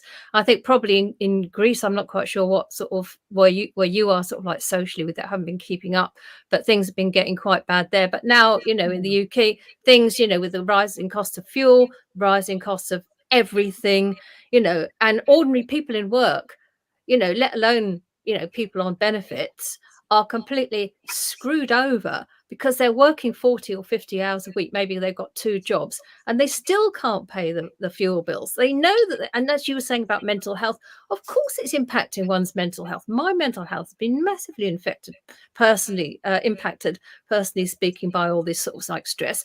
And I'm not one of the worst affected. I'm not somebody that's got like their kid is like, you know, has some sort of like terrible disease and they have to rely on sort of like ventilators and all sorts of machines and hoists and things and have to be in a warm room in their house, you know, or they'll die. I'm not one of those people. I'm not somebody with 2 little children that, you know, or 3 little children that go to school with an empty lunchbox because the mum can't afford to sort of like even fill it and pretends to eat and out of an empty lunchbox. And I think this is something that we as vegans, and I've talked to my Animal Rebellion group. I think we need to be sort of like trying to sort of get this sort of like consciousness about tackling austerity into our activism. I don't know if it will work, but I certainly feel that it's something that we should be trying to do and to build bridges with other groups who are not vegan. Well, this is where a kind of almost ecofeminism comes into play, doesn't it? Ecofeminist activism, in that it's very contextual. It's very much about community. It's very much about dealing with the situation that you have with what you have at the time. And I think that sounds very much like what you're talking about, Pamela, in that kind of ecofeminist. I think it's survival. I think it's actually survival. I think that is the only thing, talking about community and what, you know, the whole sort of like capitalist neoliberal thing is collapsing anyway. It's all collapsing. It's just collapsing. You know, how much more do we need to see? It's collapsing. It's collapsing globally. Yeah, it is. It is collapsing. And the thing is, you see, now it's starting to collapse. The bastards are only going to try and take whatever they can away from us. The littlest bit of protest we've got left, what are they going to do? They're now starting to kind of do stuff against us and put those people who were never going to be in prison, would never have been at one time, they'll put them in prison. We're going to see things to the likes of which we have never seen. And in this country... That's what David Nybert says as well. Yeah. And we are. And you've got private-led prisons that are being built. Yeah, well, they're going to want people to fill those private-led prisons. So what do? They downgrade the law downgrade the protests so that those the protesters can go into prison and they get paid for having those protesters in prison. So it's on a roll. It's on a terrible, sick cycle that we're now in. So watch this space, it's all of us that are going to be together, and all of us that are going to try and do what we can as women, as protesters. We'll walk that walk, and we'll have to deal with it as we see fit. But I see terrible, dark days ahead. Dystopian, terrible things coming. I can feel it. We all can. Well, yeah. If you're that way, you can Yeah. feel it. You just know everything is wrong, and the wheels are coming off. We feel like we're off the axis a little bit, aren't we? We kind of, it does feel like a strange time, but to stay on a positive a little bit, because we're here to celebrate women as well. So going back to kind of how we started the whole show, really, and the whole discussion in terms of women of the movement, and obviously we've kind of talked around the kind of roles that women have, the kind of reasons why maybe women aren't in prominence, and all this kind of stuff. We've gone off and talked about that in the wider world as well, and kind of more entangled oppressions and how women are affected, and with the poverty, austerity, all this kind of stuff, climate change. Within the movement, and we've just kind of touched on it there with like community-based activism and eco-feminist activism, all this kind of real on the ground, grassroots, contextual sort of action that we can take. How do we see, like each of you on the panel, how do we see the role of women going forward within the movement, but also maybe in wider society, to kind of, I sometimes feel like, and I don't know if other people agree, that it's going to take the feminine and women to heal the world. I really feel that sometimes, because it feels like the way the world is very much patriarchal, and I don't just mean from women themselves. I just mean more of a less kind of patriarchal sort of sea of energy in the world. I feel like it's going to be, we have to look more to other energies, less kind of war, less dominance, more community, more care, more nurturing. Whether these are essential, female traits, who knows? But let's just say we need more of that in the world to heal. How do we see the role of women within the movement going forward, and how can we make the world a better place, and platform more women, and acknowledge and encourage and empower women within the movement even more so? Anyone, any thoughts on that? Well, for me, I actually see, although I've said some pretty dark things on here in a sense, I am actually quite positive for the future for women. I think there's a lot of scope in this movement for women, and a lot of women are getting out there and doing what they can to push the vegan message, and to get out and to go to demonstrations and to get their voices heard, to take their boards and their banners and get out there and do what they can. And so I do feel optimistic on that level, because I think we're not finished kicking ass. There's a lot of women out there that are wanting to do that and will do that, and you're seeing that more and more in terms of community-led things where women are at the bottom of it. They'll embrace it, and they're still doing their thing. Even women that we're not even aware of are underpinning what we do. So on one hand, I think it's going to get dire, but on the other hand, I think somehow we will come together in the end, even if we're facing the worst of worst times. I still feel in my own mind, in my own head, that we've got a lot more to go. And the women that I know, and certainly on the panel, we're not going to give up. We're going to carry on fighting. We're going to carry on vocalizing. We're going to do all of those things. And that's the kind of message that I would leave for anybody. Get out there. If you're a woman, get your wellies on, get your jeans on, get your jumpers on, and go out and be that voice, or go outside a vivisection place, or go down to Porton Down, you know, and replicate that picture if you want to do it. There's a whole world out there of activism to be done. And, you know, the more women that we can get out there, and I'm hoping that this does encourage more women, the fact that we've all spoken on here, giving our points of view, to push that narrative, to keep on pushing, and to hold each other up and give one another support when we're active and we're doing campaigns as well as, and make sure we're okay, you know, in our heads and in our hearts, and not turn around and be nasty or whatever, but actually stand in solidarity with each other and push forward. And so that's what I would leave anybody with today. You know, be positive, be strong, be the beautiful women that you are, and let's stand together and move forward as a community. There's a lot of work to be done, and we can't let these bastards just walk all over us. We've got to get out there, and we've got to sort it out. Even if we are, you know, what do they say? As long as you stand, I don't want to, what's it, die on your knees or something? What's it? What's that saying? Better to die on your feet than die on your knees. Yeah.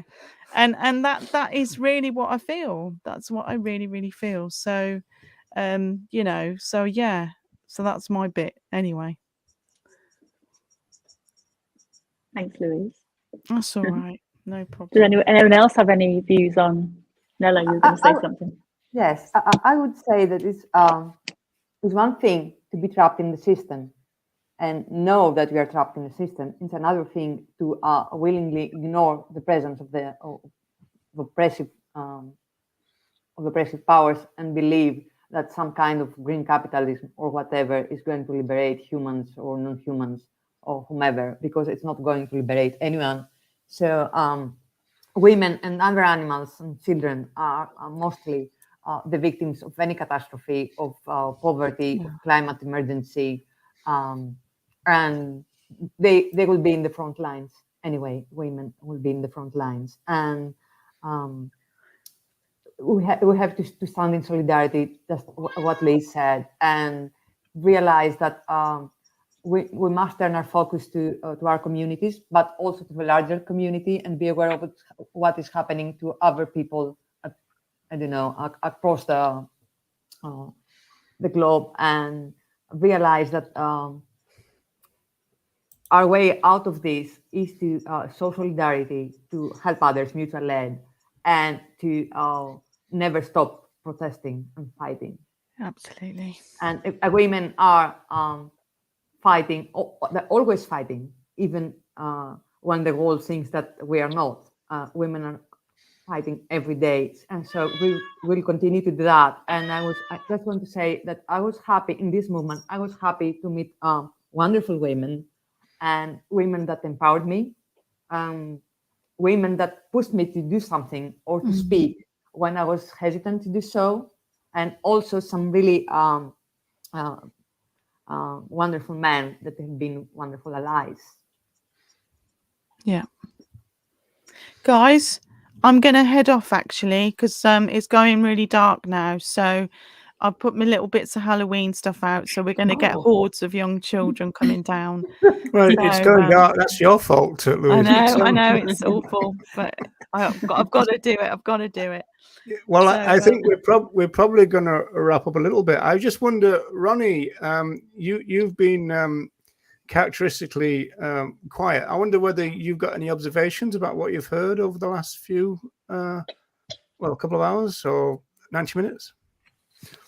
Well, yeah, a few things. I mean, first of all, you know, regarding the ALF, I mean, the ALF originally was the Band of Mercy, which was founded by 6 people.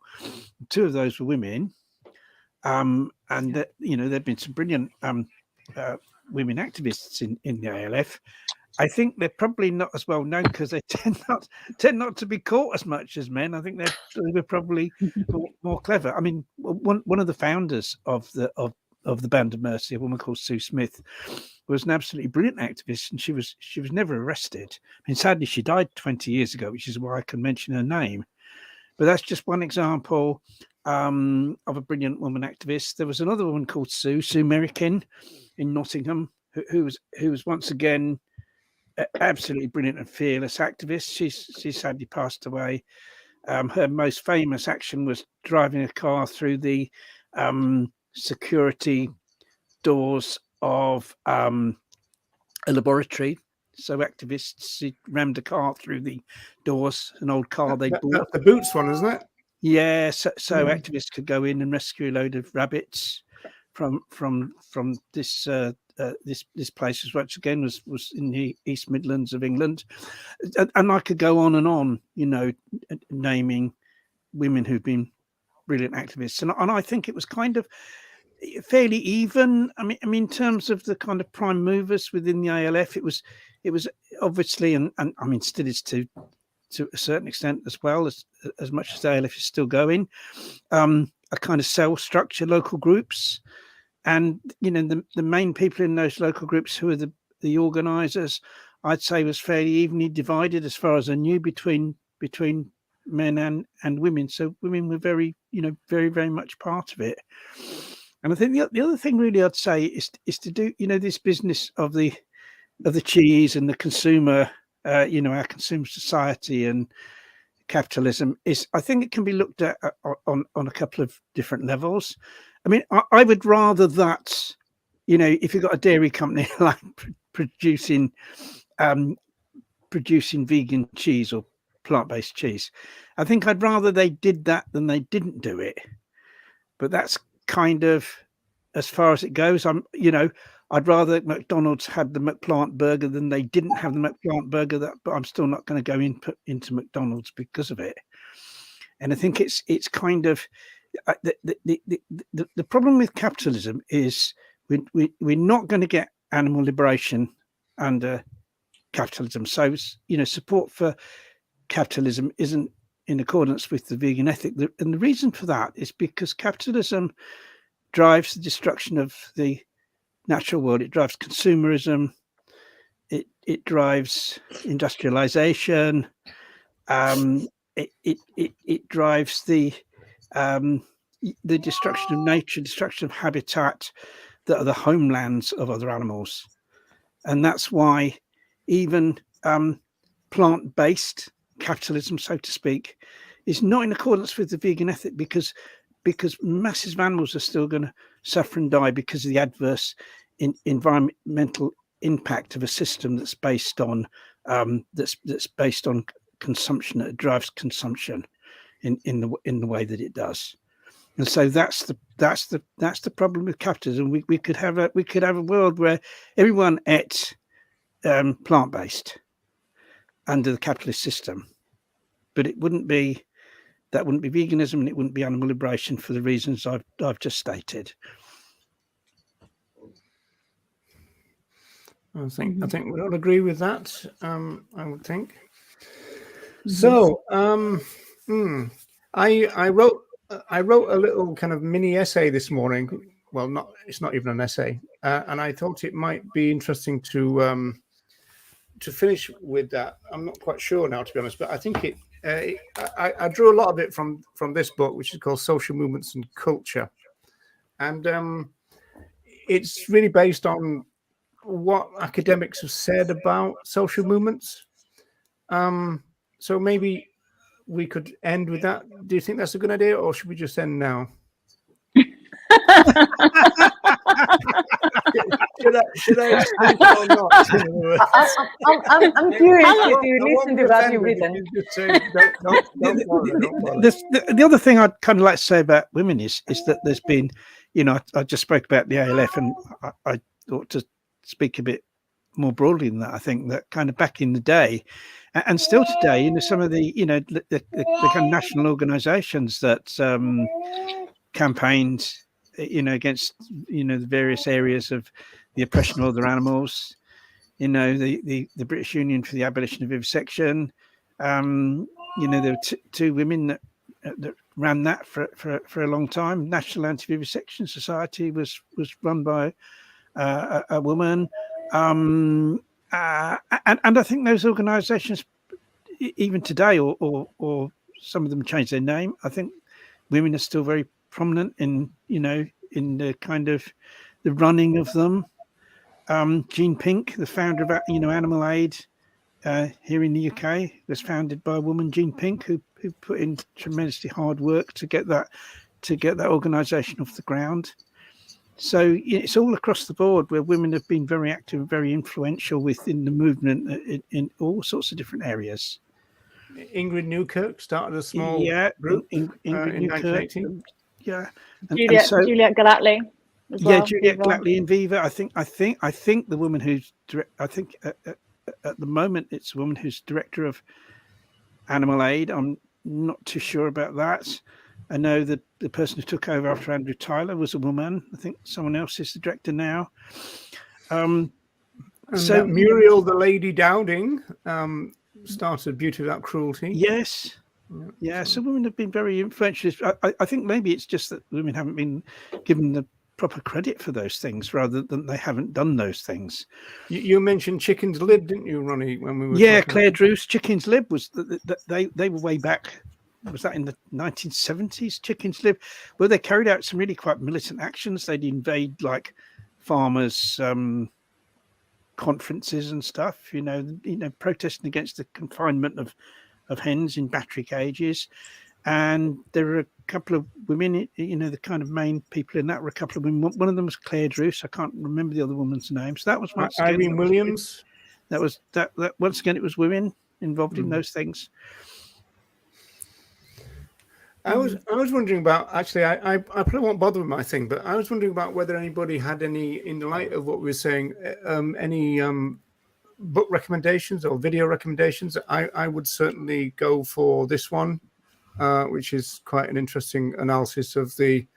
It's got a little bit of history to it, and it's got a little bit of mostly about the modern movement. It's interesting because it's participant observation and kind of ethnography. So interviewing, but there's also this very famous book. The Silent Spring was mentioned, but this was very influential in terms of thing. And then also Bridget Brophy.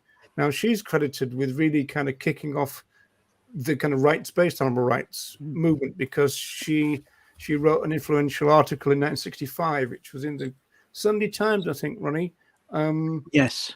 Yeah, and of course, but that is an interesting story, isn't it? Because although Brophy got there first, then you ended up with Singer, and then you ended up with Reagan, and so they then become the fathers of the movement. And it could be that, I mean, Brophy was more of a kind of novelist and also a journalist, so maybe she went elsewhere, but she was kind of like very influential. But who remembers that? That. And wasn't it also at the time, Roger, as well? There was very much a feeling of, where the animal movement was full of women, doing their knitting, wasn't serious, or just talking about kittens, and therefore here come the guys to save the day and make this a serious movement. And it was very much that, wasn't it? It was very much like here come the scientists and here come the philosophers, and we're gonna put a stamp of gravitas on this movement, actually, and almost take it away from the backbone, which was the women. Wendy, actually. Am I guilty with that? Because in some ways, I mean, I've always rejected labels like animal lover and stuff, wanting to talk about it's about respect for the rights of other animals and this kind of stuff. So am I the male mind rational kind of approach? And should it? I mean, should we welcome the fact that men are now willing to say, I'm an animal lover?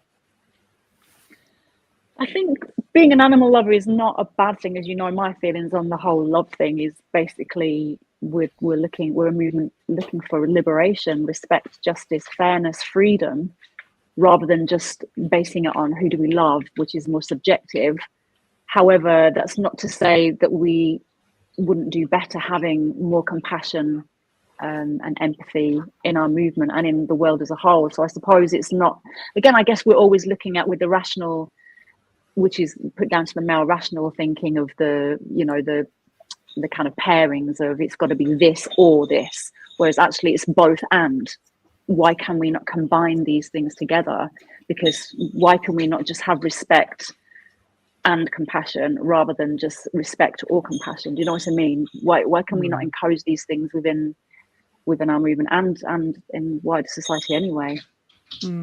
I mean, this whole animal lover thing, I mean, who would say that in any other sort of like struggle, you know, if you were sort of like, you know, a white ally for sort of like, you know, any other kind of liberation, would you say, oh, I love black people, you know, I'm a black lover, well, ironically, you know, black person lover. That was a pejorative, wasn't it? They used to call you an N lover. Yeah, but that's a pejorative rather than a self-identification. That's right. Yeah, that's right. Isn't it? So it's the same thing. Like if you know, you can be sort of like totally like, yeah, you know, gay liberation, whatever. You don't have to sort of like love every single gay person who comes across your path and the millions who won't. I think it's a very problematic self-identifier. It's fine if it's just, you know, like a little identity thing, you know, but it's not a position of solidarity, is it? Because nobody can ever love every single animal. One can have a sort of perhaps a kind of almost like a Buddhist sense of, you know, loving kindness if one works on it on a daily basis with one's meditation. And Christ knows what a struggle that is. But otherwise, you know, I think it's a bit of a, yeah, it's just one of those things that sounds quite, you know, yeah, nice, but it's meaningless basically. I think it's not so much about love as about caring, humans and non-humans around us, like wanting others to thrive, to be respected, and not so the ethics of care can bring it down a little bit from the rational thing. Is that what you're saying? I think that we need both. I mean, yeah, there is value in caring for others. It means that they matter to you, and we are willing to do stuff for them, and we are willing to fight for them. We are willing to do whatever to see them thrive and liberate themselves. Yeah, which happily for me, that's kind of what Tom Reagan said as well, which is quite good. I've been struggling a little bit with my time tunnel stuff, which I do for Vegan of Course Media, and it's because of this kind of savior complex thing. And sometimes it does sound a little bit boys own type adventure story type things. And I did one about the Orkneys, the last one. And it worried me a little bit that because, you know, most of the characters in my story were male, although there was a lot of women involved with that campaign in the Orkneys. And so that kind of did worry me. You know, it's something that we probably need to be reflexive about, I suppose. Anyway. Right. So I think at this stage we might possibly say goodbye, and thanks ever so much for everybody. Shame about the Lynn situation, but there you go. Yeah, such a shame. Yeah. So, Roger, how we get to read the essay you wrote? Say again? The essay you wrote. You are not going to read it, so. No. I thought I won't bother with that. Yeah. Can you share it? Sorry. Can you share it so we can? I could say it's just a few notes that I made this morning. You know, so it's what it basically was basically saying that social movement theorists see social movements as what they use words like haven or a kind of critical space, or even, let me see, the phrase that was used, which was a liberated zone, a place where critical thinking should be encouraged and this kind of stuff, right?